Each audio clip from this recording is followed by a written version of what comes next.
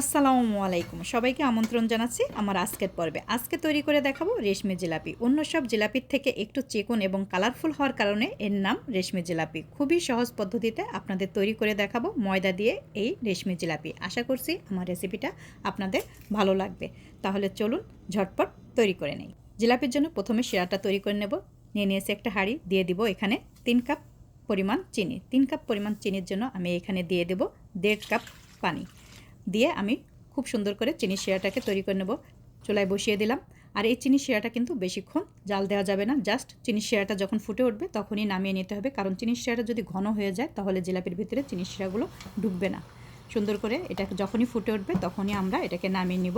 ফুটে উঠেছে, আমি এখন এখানে একটু লেবু রস দিয়ে দেবো যাতে চিনিটা জমে না যায়। লেবু রসটা দিয়ে দিলাম। আমি কিন্তু চুলার জালটা বন্ধ করে দিয়েছি। এখন আমি এখানে দিয়ে দেব একটু ফুড কালার। ফুড কালারটা দিলে খুব সুন্দর একটা কালারও হবে জিলাপিতে। আপনারা চাইলে দিতেও পারেন, নাও দিতে পারেন, এটা আপনাদের ইচ্ছা। এখন আমি এটাকে নামিয়ে নিব। নিয়ে এখন জিলাপির ব্যাটারটা তৈরি করে নিব। একটা বোল নিয়ে নিয়েছি, দিয়ে দেব এখানে 2 কাপ ময়দা। অবশ্যই ময়দাটা নেবেন, এই জিলাপি তৈরি করার জন্য কিন্তু ময়দাটাই লাগবে। 2 কাপ ময়দা দিয়ে দিলাম। দিয়ে দিব এখানে ইনোটাই হচ্ছে এই জিলাপির মূল উপাদান। এই ইনোর জন্যই কিন্তু জিলাপিটা খুব সুন্দর মচমচা হবে। এই ইনোটা আমি এখানে দিয়ে দেবো। 1 কাপ ময়দার জন্য দিয়ে দেবো আমি 1 চা চামচ ইনো।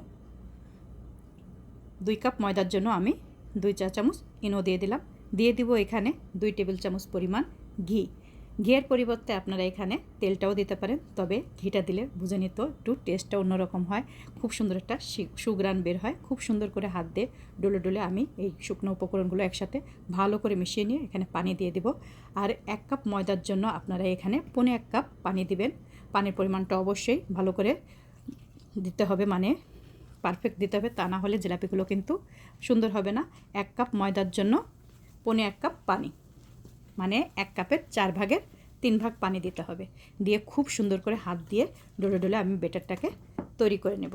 ধৈর্য সহকারে এই বেটারটা তৈরি করে নিতে হবে। প্রায় 10-12 মিনিট লাগে এই বেটারটা তৈরি করতে।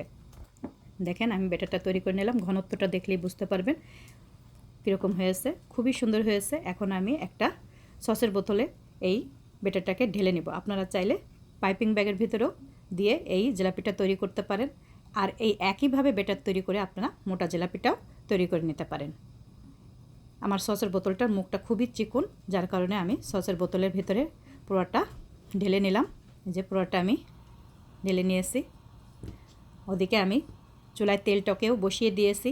তেলটার পরিমাণ কিন্তু অবশ্যই বেশি দিতে হবে, কারণ ডুবো তেলের ভিতরে কিন্তু এই জিলাপিগুলো ভাজতে হবে। দেখেন কতটা চিকন মুখটা। দেখেন বেশ অনেকটা তেল আমি কিন্তু কড়াইতে নিয়ে নিয়েছি। অবশ্যই ডুবো তেলের ভিতরে জিলাপিগুলোকে ভাজতে হবে। আর তেলটাকে কিন্তু খুব সুন্দর করে গরম করে নিতে হবে। আমি জিলাপির ব্যাটার এখন দিয়ে দিচ্ছি। সুন্দর করে ঘুরিয়ে ঘুরিয়ে, আমি অতটা সুন্দর করে জিলাপিগুলো বানাতে পারি না, আপনারা অনেকে অনেক সুন্দর করে হয়তো বা বানাতে পারেন। আমি যেভাবে বানাতে পারি সেভাবেই আপনাদের সাথে শেয়ার করতেছি। দেখেন তেলের ভিতর দেওয়ার সাথে সাথে যখন ভেসে উঠবে তখনই মনে করবেন যে তেলটা একদম পারফেক্ট গরম আছে, সুন্দর আছে তেলটা।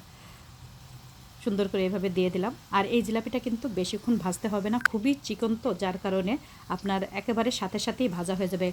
আপনার ভেজে ভেজে লাল করতে হবে না, কারণ এই দেখেন সুন্দরই ভাজা হয়ে গিয়েছে জিলাপিগুলা।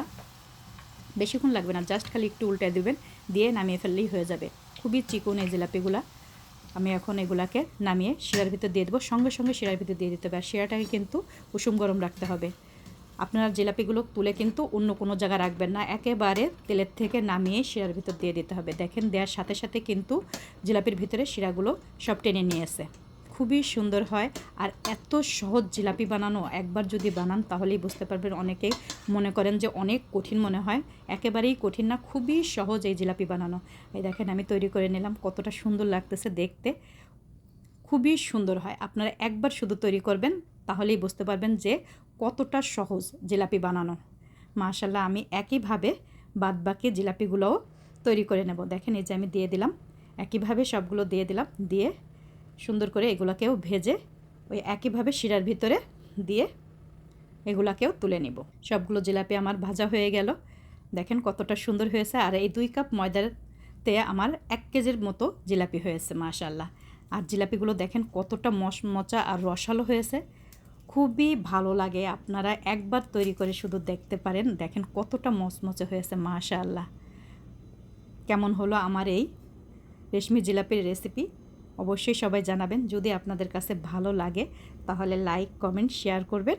আজকে এই পর্যন্ত। সবাই ভালো থাকবেন। আল্লাহ হাফেজ। আসসালামু আলাইকুম।